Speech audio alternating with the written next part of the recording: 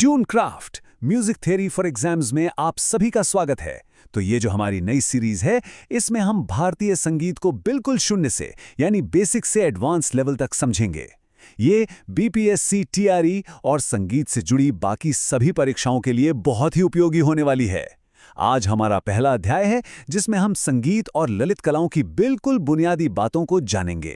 तो आज हम क्या क्या देखने वाले हैं। सबसे पहले हम समझेंगे कि कला और ललित कला में क्या फर्क है।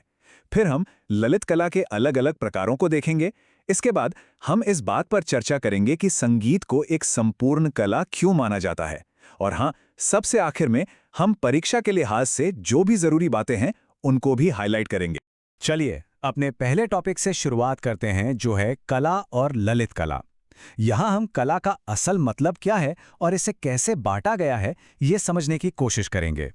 तो ये ललित कला आखिर है क्या? देखिए, हमारे शास्त्रों में कलाओं को दो हिस्सों में बांटा गया है। एक होती है उपयोगी कला और दूसरी होती है ललित कला। अब उपयोगी कला वो है जो हमारे रोजमर्रा के काम आए, जैसे कि मान लीजिए बढ़ई का काम या कुम्हार का काम। लेकिन ललित कला का ऐसा कोई भौतिक उपयोग नहीं होता। इसका एक ही मकसद है, सौंदर्य की अनुभूति कराना, मन को आनंद देना। जैसे आप कोई संगीत सुनते हैं या कोई सुंदर सी पेंटिंग देखते हैं तो वो सीधे आपके दिल को छूती है। यही ललित कला है। अच्छा, अब आगे बढ़ते हैं और देखते हैं कि ललित कला के प्रकार कौन कौन से हैं। भारतीय परंपरा में ललित कलाओं को मुख्य रूप से 5 भागों में रखा गया है। और हाँ, ये क्लासिफिकेशन परीक्षा के लिए बहुत ज्यादा महत्वपूर्ण है, तो इसको ध्यान से समझिएगा। तो ये हैं वो 5 ललित कलाएं। सबसे पहली है संगीत, यानी सुर और ताल की कला। दूसरी है काव्य, मतलब शब्दों के जरिए अपनी भावनाओं को व्यक्त करना। तीसरी है चित्रकला, जो रंगों और रेखाओं की कला है।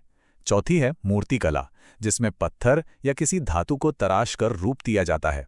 और पांचवी है स्थापत्य कला, जिसे हम आर्किटेक्चर या भवन निर्माण की कला भी कहते हैं। अब एक सवाल उठता है कि इन 5 कलाओं में से संगीत को ही सर्वश्रेष्ठ यानी सबसे ऊपर का दर्जा क्यों दिया गया है? देखिए, इसका कारण बहुत गहरा है।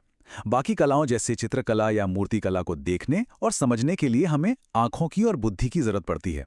लेकिन संगीत एक ऐसी कला है जो दिखाई नहीं देती, फिर भी ये कानों के रास्ते सीधे हमारे दिल और हमारी भावनाओं तक पहुंच जाती है।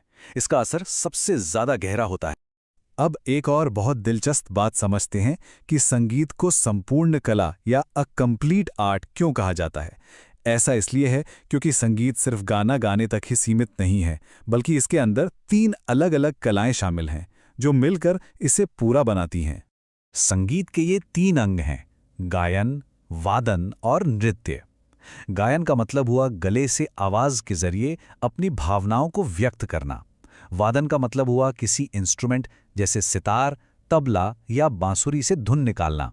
और नृत्य का मतलब हुआ शरीर की मुद्राओं और ताल लय के साथ अपने भावों को दिखाना।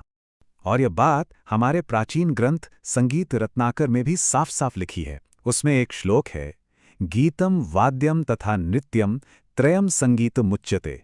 इसका सीधा सा मतलब है कि गीत यानी गायन, वाद्य यानी वादन और नृत्य, जब ये तीनों मिल जाते हैं तब उसे संगीत कहते हैं। और यही परिभाषा है जो संगीत को एक संपूर्ण कला बनाती है। चलिए अब आते हैं इस अध्याय के सबसे जरूरी हिस्से पर, वो बातें जो सीधे सीधे आपकी परीक्षा से जुड़ी हैं। यहां से डेफिनेशन बेस्ड सवाल और एमसीक्यूज यानी बहुविकल्पीय प्रश्न बहुत बनते हैं। तो आपको क्या क्या याद रखना है? पॉइंट नंबर 1, ललित कला के कुल 5 प्रकार होते हैं। पॉइंट नंबर 2, सभी ललित कलाओं में संगीत को सबसे श्रेष्ठ माना गया है। पॉइंट नंबर 3, संगीत की परिभाषा में गायन, वादन और नृत्य तीनों शामिल हैं। और चौथा पॉइंट ये कि इस टॉपिक से डायरेक्ट डेफिनेशन और 1 लाइनर क्वेश्चंस पूछे जाने की पूरी संभावना है। तो चलिए, अभी तक हमने जो भी सीखा उसे एक छोटे से सवाल से परखते हैं। सवाल आपकी स्क्रीन पर है। ललित कलाओं में सर्वश्रेष्ठ किसे माना गया है? आपके ऑप्शंस हैं ए काव्य, बी चित्रकला, सी संगीत या फिर डी मूर्तिकला। जरा सोचिए, इसका सही जवाब क्या होना चाहिए? जी हां, इसका सही उत्तर है सी संगीत। जैसा कि हमने अभी अभी चर्चा की थी, संगीत को सर्वश्रेष्ठ इसलिए माना गया है क्योंकि ये किसी माध्यम के बिना सीधे हमारी भावनाओं और हमारे हृदय पर असर डालता है। चलिए, जाने से पहले एक बार फटाफट सब कुछ दोहरा लेते हैं ताकि आपको अच्छी तरह याद हो जाए। पहला, ललित कला का मतलब है वो कला जो सुंदरता और आनंद दे। दूसरा, इसके 5 प्रकार हैं। तीसरा, संगीत को श्रेष्ठ माना गया है क्योंकि ये सीधे भावों से जुड़ता है। चौथा, संगीत में गायन, वादन और नृत्य तीनों शामिल हैं। और पांचवां, परीक्षा के लिए ये टॉपिक डेफिनेशंस और एमसीक्यूज के नजरिए से बहुत जरूरी है। ये अध्याय बीपीएससी, टीआरई जैसी सभी टीचिंग परीक्षाओं के लिए एक मजबूत नींव का काम करता है। अगर आप भी एग्जाम ओरिएंटेड संगीत सिद्धांत को इसी तरह आसान हिंदी में समझना चाहते हैं तो ट्यूनक्राफ्ट म्यूजिक थ्योरी फॉर एग्जाम्स को सब्सक्राइब करना ना भूलें। हम अगले अध्याय में एक नए विषय के साथ मिलेंगे। धन्यवाद।